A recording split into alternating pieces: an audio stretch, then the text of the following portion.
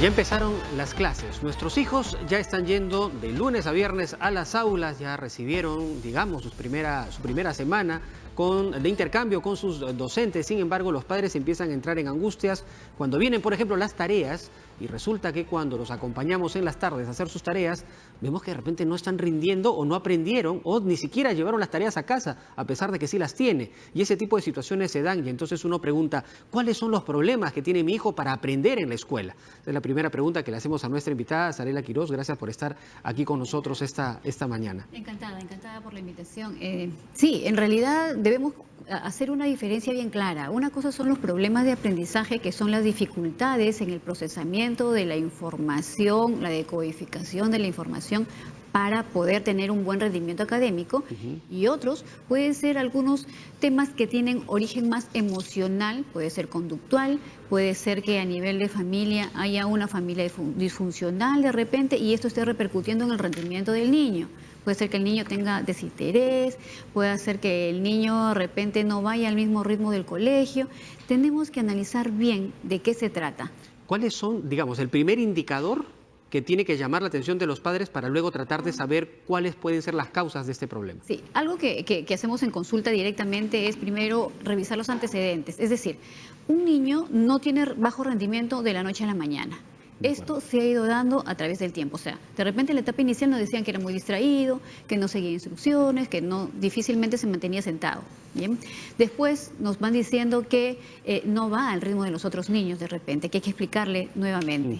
Ahora, nosotros como padres también debemos ser conscientes que en el apoyo que les damos o revisamos las tareas con ellos, tenemos que ir viendo cómo ellos se van desempeñando también, ¿no? Porque si vemos que le explico algo, después le pregunto y lo olvida con mucha facilidad. Entonces, yo debo ir viendo esto y contrastando. Si yo veo esto, tengo que pedir siempre una cita y no esperar a que en el colegio me estén citando para que me digan que mi niño tiene problemas. Entonces, yo tengo que buscar la forma para averiguar. De repente, esto solamente se está presentando en casa, en el colegio no. Ojo que el hecho de que sea un niño inquieto no quiere decir que tenga bajo rendimiento escolar. Y por ahí va mi pregunta, ¿no? Porque en estos tiempos los niños son más activos que antes, sí. Y la educación en estos tiempos ya no te exige, digamos, los estándares comunes donde todos tienen que obedecer de manera igual. Cada uno ya tiene sus propias particularidades.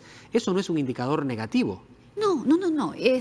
Sin embargo, sí existen algunas reglas y algunas normas que todos podemos seguir, que todos debemos aprender a seguir desde muy pequeños, ¿no? O sea, hay diferentes metodologías y ya no hay la típica metodología en la que el profesor estaba al frente del alumno y todos tenían que estar sentados. O sea, ya no es así. Ahora se incentiva mucho la participación del alumno, el trabajo en equipo de repente, y dependiendo de la metodología del colegio se utiliza uno que otro auxiliar psicopedagógico para poder dirigir y llevar un mejor desempeño dentro de la clase y captar la atención de los chicos. Ahora, pasa que muchos padres, para tratar de entender cuál es el nivel de aprendizaje de sus hijos, espera la entrega de la libreta. Sí. Y frente a las notas es que empieza a ver si su hijo realmente está aprendiendo o no. ¿Es eso un indicador real?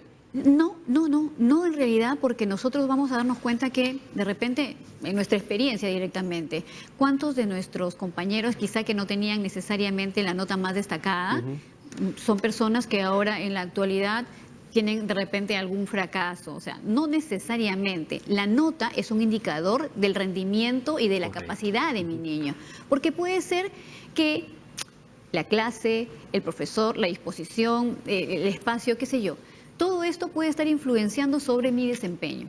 Y acá mencionas un tema importante con respecto a las notas, ¿no? Y yo esto es algo que siempre le transmito a los padres. Nosotros, los seres humanos y los niños en especial, no deberían ser catalogados por cuánto tienes de nota. Esto es cuantificar su valía. Y los niños tienen un valor más allá. Por más que hablemos de un niño que propiamente pueda tener problemas de aprendizaje y que con un sistema tradicional de repente le sea complicado. Esta nota no representa su capacidad, porque tengamos en cuenta, un niño con problemas de aprendizaje es un niño con capacidad intelectual normal. Ahora, ¿qué pasa cuando, porque suele pasar a los padres de familia, les da temor cuando es llamado por el psicólogo del colegio? Sí. Entonces de inmediato, ¿qué has hecho? Es la pregunta al hijo, ¿no? ¿Te has portado mal? ¿Cuál ha sido? ¿Qué ha pasado? ¿Cuál es el problema? ¿Necesariamente está asociado con una conducta negativa o algún problema en los hijos cuando son convocados al colegio por el psicólogo? No. Perdámosle miedo a los psicólogos en realidad, al psicólogo del colegio, al psicólogo de la consulta, o sea, perdámosle miedo porque lo que se busca es mejorar el desempeño, en este caso del niño. Lo que hace el psicólogo educativo es detectar de repente algunos signos de alarma. O sea, yo estoy viendo esta situación dependiendo, porque obviamente un psicólogo educativo tiene una alta población y no puede hacer una evaluación exhaustiva. Entonces ahí va a derivar al niño a una evaluación y para ello tiene que conversar con los padres. Pasa que si es que de repente el padre no tiene el contacto suficiente con el psicólogo o con la profesora que le da la información de cómo va el niño, no va a tener una noción clara de la realidad, de lo que esto significa, ¿no? Entonces necesitamos hacer un diagnóstico, porque puede ser que de repente se hace la evaluación y el niño tiene potencial, las áreas de desempeño están dentro de un perfil normal, pero sí, ¿qué pasa si nosotros derivamos al niño y en una evaluación que empezamos por una evaluación intelectual, vemos picos, ¿no? Donde hay un muy buen desempeño en un área y un muy bajo desempeño en la otra, y un desempeño promedio y uno muy bajo? Esos picos nos indican que finalmente acá existe de trasfondo un tema emocional.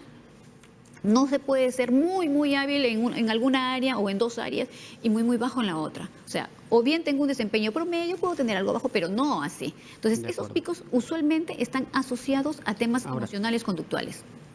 Ahora, hay situaciones que llaman también mucho la atención cuando se le dice a un padre, por ejemplo, que su hijo puede tener un trastorno por déficit de atención o hiperactividad. Ya. Esto ya tiene un diagnóstico diferente. O sea, cuando hablamos de problemas de aprendizaje, hablamos de repente de niños que tienen problemas para comprender la lectura, para escribir, para poder integrar bien las palabras o les invierten. O sea, no quiero poner los nombres, esto se conoce de repente como una dislexia, como una disgrafia o como una discalculia cuando hay problemas de cálculo. Pero a veces cuando nosotros utilizamos el término o la etiqueta tiene esto, encasillamos al niño dentro de este tema y a veces los padres asumen que mi pobre hijo no va a poder. Entonces, precisamente para eso es que, por lo menos en el centro, en Yo Puedo, nosotros no utilizamos esos términos, ¿no? Damos las características y de lo que hay. No, o sea, explicamos que podrían etiquetarlos así, pero no es lo que utilizamos. En el caso de hiperactividad, estamos hablando de otro cuadro, o sea, el diagnóstico es hiperactividad y es trastorno de hiperactividad con déficit de atención. ¿Bien? Entonces, el niño tiene un ritmo mucho más acelerado. Es decir, de repente yo me puedo quedar aquí tranquila, estar sentada y conversar un rato porque soy un adulto y porque mi ritmo es puedo mantener. Pero te imaginas si hay algo que tienes pendiente, tú no estarías quieto. Entonces, esa situación más o menos es la que lleva el niño. Duermen menos, comen rápido, si están viendo televisión. Siempre quieren hacer algo, tienen algo pendiente. Entonces, y el déficit de atención es porque tienen una atención dispersa, es decir, yo estoy conversando con esto y después me acuerdo de lo otro, oye, pero mira, se está moviendo por acá. Y si hay un entorno con demasiados estímulos, esto favorece más allá. En este caso, el abordaje primero es un abordaje con un neuropediatra para ver si es necesario, qué tanto es necesario o no la medicación, ¿no? Disminuyendo. Entonces ahí es necesariamente importante la ayuda profesional para un caso de esa naturaleza. Sí, ahí es importantísimo, porque solamente presionando lo que vamos a conseguir es que el niño se frustre, es decir, lo vamos a forzar a que haga algo que va en contra de su naturaleza. Entonces tenemos que evaluar qué tan viable es, en este caso, la medicación, porque no necesariamente todo. Y eso lo tiene que determinar necesariamente un médico. pediatra. Sí, eso lo va a determinar el médico. Bien, Zarela, te agradezco mucho por esta conversación esta mañana. Gracias por estar aquí en TV Perú. Estar aquí. Zarela Quiroz, directora del Centro Yo Puedo, ha estado conversando con nosotros. Bien, vamos a hacer una pausa. Hacemos una pausa y volvemos con más información.